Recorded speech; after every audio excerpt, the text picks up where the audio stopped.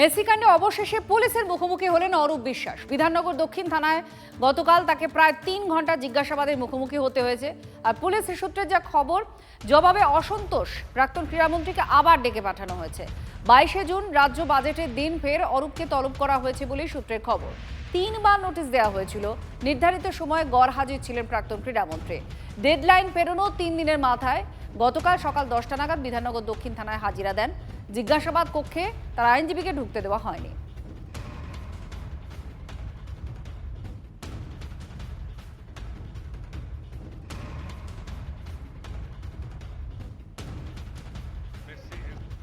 উনি যে হাজিরা দিয়েছে এটাই অনেক বড় ব্যাপার। উনি ওনার শরীরটাকে নাকি খারাপ শুনেছিলাম, উনি তো তারপর তো শুনলাম মেডিকেল সার্টিফিকেটে জমা দেননি। যাই হোক, কোর্ট বলার পর উনি হাজিরা দিয়েছেন, এটা বড় কথা। উনি ইনভেস্টিগেশনে হেল্প করছেন, এটা ভালো। এটা তো শুনেও ভালো লাগলো।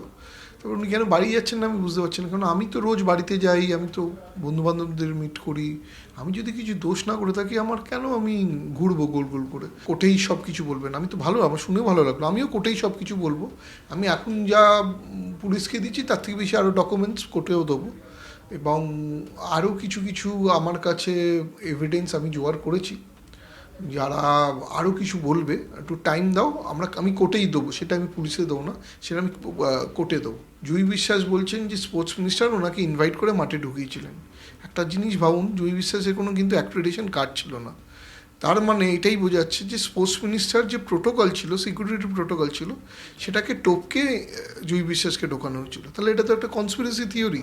আর কত বড় ধাক্কা আসবে দেখুন, একটা বলতে পারি, আর একটা জায়গায় কেস ফাইল হচ্ছে। এটা এই দেশে নয়, অন্য কোনো দেশে হচ্ছে, এবং খুব বড়োভাবেই কেস ফাইলিং হচ্ছে। যে কেননা মেসি বডি তো ইনশিওর ছিল, একটা অন্যদিকে হচ্ছে। আমি এখন সব কিছু রিভিল করবো না, সেটা কিন্তু ইন্টারন্যাশনাল কোর্টে হবে। সেটা কাদের তরফ থেকে করা? যার গায়ে ফায়ে হাত দেওয়া হয়েছিল তার তো অনেক স্টেক হোল্ডার আছে, কারোর একজনের থেকে হবে। বেশি শহর কলকাতায় এলেন, কিন্তু একটা আনফরচুনেট ইনসিডেন্ট আমরা সবাই জানি সেদিনকে ঘটে গেছিল। আসবে আমার শহরে, প্ল্যান করছেন?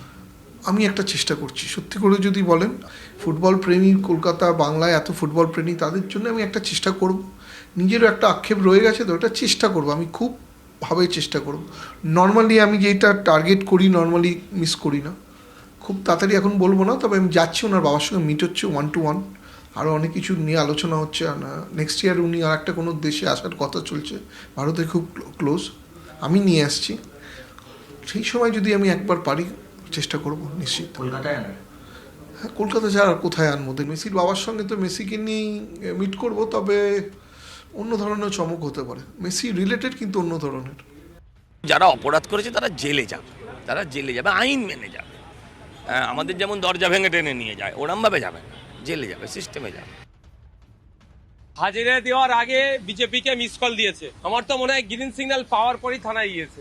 তিনবার সিআইডির কাছ থেকে ডাক আসলেও তিনি হাজিরি দেননি।